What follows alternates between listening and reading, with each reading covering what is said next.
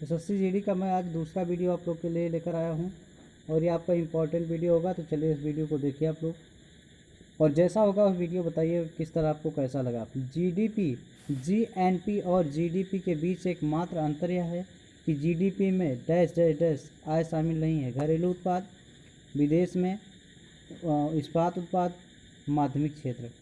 तो आप जानते हैं दूसरा आपका इसका राइट आंसर हो जाएगा, विदेश में है। यह आपका जीएनपी और जीडीपी एकमात्र है। वस्तुओं के एवं सेवाओं के कुल जो मौद्रिक योग होता है उसे ही कहा जाता है उत्पाद, राष्ट्रीय उत्पाद कहा जाता है। जो वस्तुएं आपकी आती हैं, उत्पादित की जाती हैं, अंतिम वस्तुएं जो होती हैं, यही आपका होता है। और जो आपका मेन होता है इसमें जो सकल घरेलू उत्पाद होता है, विदेशों से जो आने वाले भारतीय नागरिकों को अर्जित आय होती है उसको छोड़ दिया जाता है, और भारत में रहने वाले विदेशी नागरिकों को अर्जित आय को घटा दिया जाता है। तो डैश डैश डैश एक राष्ट्र की अपने नागरिकों के जीवन स्तर को सुधारने की क्षमता को दर्शाता है। अंतर्राष्ट्रीय विकास, राष्ट्रीय विकास, घरेलू विकास, ग्रामीण विकास। तो आपका दूसरा राइट आंसर हो जाएगा आपका राष्ट्रीय विकास कहा जाता है। यह अपने नागरिकों के जीवन स्तर को सुधार के लिए राष्ट्र क्षमता के जो क्षमता होती है उसको संदर्भित किया जाता है। अगला है भारतीय संविधान में कितने भाग हैं? 25, 30, 20, 28। तो आपको बताना है। फर्स्ट इसका राइट आंसर हो जाएगा, भारत के जो संविधान के निर्माण के समय कुल 22 भाग थे, वो 8 अनुसूची में विभाजित किया गया था, लेकिन बाद में 300 अनुच्छेद और शामिल हो गए थे। 25 भाग हो गए थे और 12 अनुसूची में लगभग 448 अनुच्छेद हैं। इस कारण भारत का संविधान दुनिया का सबसे लंबा संविधान बन जाता है। तो आपका जो ये पहले 22 भाग थे और 8 अनुसूचियाँ थी, 395 अनुच्छेद थे, लेकिन अब 25 भाग हो गए हैं, 12 अनुसूची हो गई, 448 अनुच्छेद हो गए हैं। तो भारत का संविधान दुनिया का सबसे बड़ा संविधान होगा और लिखित संविधान है। जब संसद सत्र में होता है तो सबसे पहले कौन सा काल से शुरू होता है? शून्यकाल, प्रश्नकाल, चर्चा काल, इनमें से कोई नहीं। ये आपका जो होता है दूसरा इसका राइट आंसर हो जाएगा। आमतौर पर लोकसभा की बैठक से पहले घंटों में प्रश्न की समर्पित होता है, इसलिए प्रश्नकाल इसको कहा जाता है। और कार्रवाई में इसका बहुत महत्व होता है, क्योंकि प्रश्नकाल के दौरान प्रशासन और सरकारी गतिविधि के हर पहलू पर प्रश्न पूछ सकते हैं। जो भी प्रश्न होता है वो सरकार के और हर पहलू जो गतिविधि हो रही है उस पर प्रश्न पूछे जाते हैं, तो इसलिए उसको प्रश्नकाल कहा जाता है। अगला प्रश्न आपका है, कई क्वेश्चन इससे बनते हैं। आपका शून्यकाल हो गया, प्रश्नकाल हो गया, या जो आपका वो होता है एक और, उसको भी पूछा जाता है। 2-3 चीज़ें उसमें पूछी जाती हैं आपकी, इसको याद रखिएगा। चोल शिलालेख में उल्लिखित निम्नलिखित में से किस भूमि की श्रेणियों में कौन कौन सा सही ढंग से नहीं जोड़ा गया है? तो ब्रह्मदेव है, ब्रह्मदेव को भेंट की जाने वाली भूमि, देव दाना मंदिरों को भेंट की जाने वाली भूमि, साला भूग एक स्कूल को रखरखाव के लिए भूमि, उसके बाद बेलानवत जैन संस्थानों को दान दी गई भूमि। तो आपका राइट आंसर हो जाएगा जो चेल के शिलालेख थे, चौथा राइट आंसर हो जाएगा। उसके अनुसार चौल राजा थे, वो 5 प्रकार की भूमि उपहार में दिया था। वो 5 प्रकार की भूमि आपकी थी। सेवालपनी गैर ब्राह्मण किसानों मालिक को दी गई थी, ब्राह्मण जो ब्राह्मणों को तह दिया गया था, और साल भोग स्कूल के रख रखाव के लिए दिया गया था। देवदान, तिरान, मुट्टुकानी ये मंदिरों को उपहार दिया गया था, और पल्ली चंदनम ये जैन धर्म को दान में दिया गया था। तो ये कुल आप चौथा राइट आंसर हो जाएगा। अगला प्रश्न आपका है, कई प्रकार की जो भूमि थी उसका वर्णन नहीं है। ये आपके अगले प्रश्न आएंगे। किस विधेयक में प्रावधान दिया गया है कि किस भारतीय न्यायाधीश की यूरोपियन व्यक्तियों मुकदमे चला सकते हैं, ताकि भारत में काम करने वाले अंग्रेज और भारतीय न्यायाधीशों के बीच समानता स्थापित की जा सके? Vernacular press act, Ilbert will. तो ये आपका राइट आंसर दूसरा हो जाएगा, इल्बर्ट विल। ये राइट आंसर इसका हो जाएगा। अगला प्रश्न, 8 ग्रहों में पृथ्वी सूर्य से कौन से स्थान पर स्थित है? पहला, दूसरा, तीसरा और चौथा। तो हमारे जो सौरमंडल हैं इसमें जो 8 ग्रह हैं सूर्य की कक्षा में स्थित हैं। सूर्य से दूरी कम से कम बुध, शुक्र, बृहस्पति, मंगल। ये आपका बुध शुक्र, फिर से देख लीजिएगा, बुध, शुक्र, पृथ्वी, मंगल, बृहस्पति, शनि, यूरेनस और नेपच्यून है, जो इसका क्रम वाइज व्यवस्थित किए गए। तीसरा इसका राइट आंसर हो जाएगा। तो तीसरे स्थान पर व्यवस्थित किया गया है। अगला आपका है, चंगेज खान किस जनजाति का शासक था? साक, स्किथी, मंगोल, इनमें से कोई नहीं। तो ये जो चंगेज खान था वो मंगोल साम्राज्य की स्थापना की। उसने मंगोल मैदानों पर कब्जा कर रहे जनजातियों को एकजुट किया था और ये मैदान मध्य एशिया से चीन और रूस के बीच स्थित है। ये थर्ड इसका राइट आंसर हो जाएगा चंगेज खान। अगला है आपका, सहारा रेगिस्तान किस महाद्वीप में स्थित है? अफ्रीका, दक्षिणी अमेरिका, उत्तरी अमेरिका, एशिया। तो सहारा रेगिस्तान आप जानते हैं अफ्रीकी महाद्वीप के शीर्ष भाग में रेगिस्तान में स्थित है। सहारा रेगिस्तान दुनिया का सबसे गर्म रेगिस्तान है और यह उत्तरी अमेरिका में स्थित है। इसको मत भूलिएगा, उत्तरी अमेरिका, सहारा रेगिस्तान और गर्म रेगिस्तान। महाद्वीपीय संहिता में पर्पटी के मुख्य खनिज घटक क्या होते हैं? इसमें जो होता है आपका सिलिका और मैग्नीशियम, मैग्नीशियम और एल्यूमिना, सिलिका और एल्यूमिना, निकेल और लोहा। ये प्रायद्वीपीय द्रव्यमान के मुख्य खनिज घटक सिलिका और एल्यूमिना हैं। इस प्रकार से इसे सियाल, सी सिलिका और अल एल्यूमिना कहा जाता है। समुद्री सागर में मुख्य रूप से सिलिका और मैग्नीशियम होते हैं, इसलिए इसे सीमा भी बोलते हैं। सीमा सी सिलिका और एम मैग्नीशियम भी कहा जाता है। तो सिलिका और एल्यूमिना हो जाएगा राइट आंसर, तीसरा इसका होगा। अगले प्रश्न की तरफ हम बढ़ेंगे।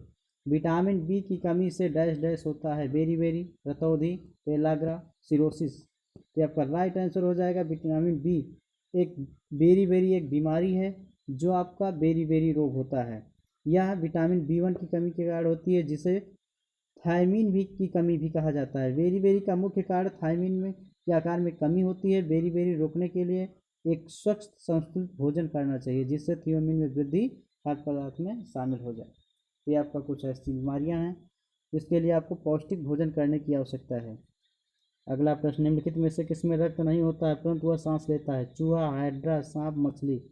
आप जानते हैं ये श्वसन क्रिया आपकी जो हाइड्रा एक श्वसन क्रियाशील कनिडरियन से संबंधित होता है। फाइलम इसका कनिडरियन से होता है। हाइड्रा एक जलीय बहुकोशिकीय पशु है। इसमें कोई श्वसन अंग नहीं होता है, लेकिन वो स्वयं प्रसार और सांस लेते रहते हैं। तो हाइड्रा का नाम आएगा तो अवश्य लगाइएगा। रक्त नहीं होता है लेकिन सांस लेता है। तो चलेंगे अगले क्वेश्चन के साथ। अवतल दर्पण द्वारा प्रतिबिंब वस्तु से होता है डैश डैश। सदैव छोटा होता है, सदैव बड़ा होता है, सदैव बराबर होता है, छोटा या बड़ा हो सकता है। तो आप जानते हैं जो आपका अवतल दर्प होता है, फोर्थ इसका राइट आंसर हो जाएगा, छोटा या बड़ा हो सकता है। दोनों प्रकार का हो जाएगा, क्योंकि वस्तु करीब रखा जाता है, आवर्धक आभासी छवि प्राप्त हो जाती है। अगला प्रश्न आपका हो जाएगा, कंप्यूटर शब्दावली में एक बग क्या होता है? कंप्यूटर के अंदर कीट, कंप्यूटर प्रोग्राम में त्रुटि, कंप्यूटर में वायरस। सभी विकल्प सही हैं। तो आप जानते हैं इसमें जो होता है कंप्यूटर शब्दावली में जो एक बग होता है, कंप्यूटर प्रोग्राम में हार्डवेयर जो होता है उसके सिस्टम में त्रुटि, गलती से संबंधित दोष को कहा जाता है और उसको वह एक अप्रत्याशित परिणाम उत्पन्न करता है, सिस्टम को अप्रत्याशित व्यवहार करने का कारण बनता है। तो बग कहा जाता है जो उसमें त्रुटि होती है, कोई प्रोग्राम में गलती होती है, उसको बग बोलते हैं कंप्यूटर की भाषा में। लोहे को जिंक की परत के द्वारा संरक्षित करने की डैश डैश डैश कहलाती है, कौन सी प्रक्रिया कहलाएगी? चलेंगे इसके ऑप्शन को देखेंगे, किस तरह के ऑप्शन हैं आपको, कैसे, शोषण, समन, गैल्वेनीकरण, जंग लगना, धातु कर्म। ये आपका जानते हैं जो आपका हो जाएगा इसको गैल्वेनाइजिंग कहते हैं। दूसरा राइट आंसर इसका हो जाएगा, क्योंकि जस्ता से स्टील के ऊपर जो परत चढ़ाए जाते हैं उसमें जंग से बचाया जा सकता है।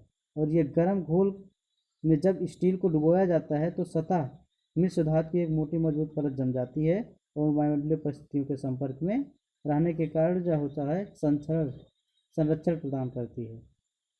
सीमेंट, कंकड़, स्थूल बालू और जल का एक मिश्रण डैश डैश कहलाता है? Mortar, concrete, slurry, mode straighter. यह जानते हैं सीमेंट, बालू और रेत में पानी के जो मिश्रण होता है उसे कंक्रीट कहा जाता है। आपका राइट आंसर सेकंड होगा। अगले प्रश्न की तरफ चलेंगे हम, और यह धीरे धीरे कठोर बन जाता है। इस प्रक्रिया को जलीकरण कहते हैं, डिहाइड्रेशन कहते हैं। रासायनिक क्रिया में यह भी भाग लेता है। यह जो होता है सड़क, भवन, इस सब निर्माण न्यू बनाने के काम में आता है, पुल आज बनाने में यूज किया जाता है। आप लोग जानते हैं ऐसा। निम्नलिखित में से ओजोन के संबंध में कौन सा कथन सत्य नहीं है? तो नहीं है, आप दिमाग में लगा लीजिएगा कि नहीं है। ओजोन विषैला होता है, ओजोन पृथ्वी की सतह के निकट स्थिर होता है, ओजोन सूर्य से आने वाले हानिकारक किरणों को अवशोषित कर लेता है, अल्ट्रावायलेट किरणों को ओजोन का सूत्र O3 है। तो आपको नहीं बताना है, तो यह आपका कारण हो जाएगा इसमें। बाकी तो सब होता ही है, ओजोन विषैला होता है। तो इसमें आपका दूसरा राइट आंसर हो जाएगा। ओजोन पृथ्वी की सतह के निकट स्थिर होता है, ये नहीं है, ऐसा नहीं है। ओजोन ऑक्सीजन परमाणु O3 से बना है, ये भी आपका सही है। वायुमंडल समतापमंडल में स्वाभाविक रूप से छोटी ट्रेस की मात्रा में होता है। तो अगला प्रश्न आपका होगा,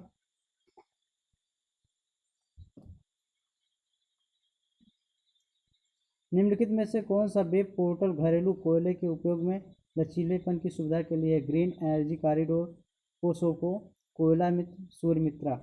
ये आपको हो जाएगा थर्ड राइट आंसर। कोयला मित्र व्यू पोर्टल का इस्तेमाल राज्य केंद्र उत्पादक केंद्रों के द्वारा किया जाता है, जो महीने के लिए विद्युत निर्देशात्मक नियमावली पटकारों से जुड़ी सूचनाएं होती हैं।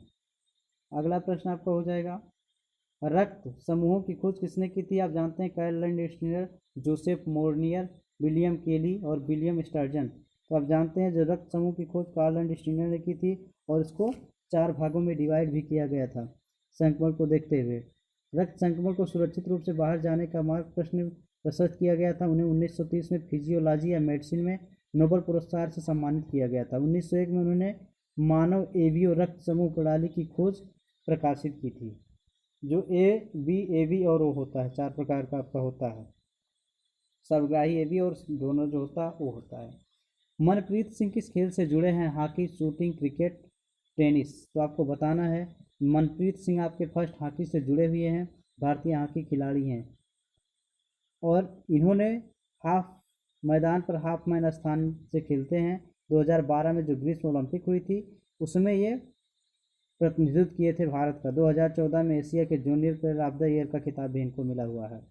तो अगला प्रश्न आपका होगा, कोलम किस राज्य का पारंपरिक लोक कला है? तमिलनाडु, उत्तर प्रदेश, गुजरात, केरल? तो आप जानते हैं कोलम आपका जो केरल की पारंपरिक लोक कला है। कोलम संगीत कोलम कला है, संस्कृति का एक अभिन्न हिस्सा भी है। तो फोर्थ इसका राइट आंसर हो जाएगा केरल। यह जो होता है अंदरूनी इलाकों में रहने वाले जो जनजातीय समूह होते हैं उसके बाद विभिन्न संगीत के रूप होते हैं, कई होते हैं। निम्नलिखित में से कौन सी वस्तुओं को स्पष्ट रूप से देखने के लिए नियोजित किया जाता है जो बाधा के कारण प्रत्यक्ष रूप से नहीं देखे जा सकते? लेजर, सोनार, बहुरूप पारदर्शक, उसके बाद पेरिस्कोप। ये आपका जो होता है पारदर्शी पेरिस्कोप होता है, चौथा इसका राइट आंसर हो जाएगा। यह जो होता है एक प्रकाशित होता है जिसके द्वारा प्रत्येक प्रेक्षक छिपा कर भी अपने चारों ओर वातावरण को देखा जा सकता है। इसमें आपका पनडुब्बी, युद्धपोत, क्रूजर, युद्धपोत, छिपे सैनिक द्वारा तोपखाने के लिए तोपची अफसर द्वारा लक्ष्य को देखने और शत्रु की गतिविधि का ज्ञान करने के लिए किया जाता है। ओलिवर ट्विस्ट नामक पुस्तक के लेखक कौन हैं? वेंजीर हबीज, Charles Dickens, Paul Kennedy, Erich Segal? तो आप जानते हैं चार्ल्स डिकेंस 19वीं शताब्दी के लेखक हैं जिन्होंने Oliver Twist and Christmas Carol, Davis Copperfield और ग्रेट एक्सपीरियंस के इस रूप में तरह से प्रकाशित कार्यों को लिखा था। मूल रूप से पत्रिका बटोरने में मेंशनर भी थे। अगला आपका है, एक साइकिल की गति में क्या परिवर्तन होगा जब वह किसी खुरदरी सतह से जाती है? वृद्धि, कमी, स्थिर रहती है, इनमें से कोई नहीं। तो आप जानते हैं साइकिल की गति कम हो जाएगी जब कोई खुरदरी सतह से चलेगा। तो दूसरा इसका राइट आंसर हो जाएगा। कमी आएगी, उबड़ खाबड़ वाले स्थानों पर सतहों पर चलता है तो उसमें सतहों की तुलना में चिकनी सतह घर्षण कम हो जाते हैं। अगला प्रश्न आपका, चलिए देखिए, निम्नलिखित में से कौन सा अम्ल कार की बैटरी में उपयोग किया जाता है? नाइट्रिक अम्ल, हाइड्रोक्लोरिक अम्ल, सल्फ्यूरिक अम्ल, उसके बाद हाइड्रोफ्लोरिक अम्ल? यह आपका जो होता है सबसे जो बैटरी आपकी होती है उसमें लेड एसिड की बैटरी होती है। थर्ड इसका राइट आंसर हो जाएगा जिसमें इलेक्ट्रोलाइट के रूप में सल्फ्यूरिक एसिड और H2 और SO केंद्रित होता है। ये इसमें H2 और SO के साथ प्रक्रिया करता है। तो ये आपका कुछ वीडियो था, प्रैक्टिस सेट चल रहे हैं आपके जो 80 GB के। वीडियो लाइक करिएगा, अपने दोस्तों को शेयर जरूर कर लीजिएगा जिससे उनको भी कुछ ना कुछ जानकारी मिलती रहे इस वीडियो के माध्यम से और आप लोग को भी कुछ ना कुछ जानकारी मिलती रहे। एक वीडियो देखने पे आपको 1-2 क्वेश्चन मिल जाएंगे तो आपका देखना सब सफल हो जाएगा। जो 10-15 मिनट के वीडियो होंगे तो आपको कुछ लाभ मिल जाएगा, कुछ बेनिफिट आपका हो जाएगा। तो चैनल सब्सक्राइब कर लीजिएगा और कमेंट के माध्यम से बताइएगा वीडियो कैसा लगा। धन्यवाद।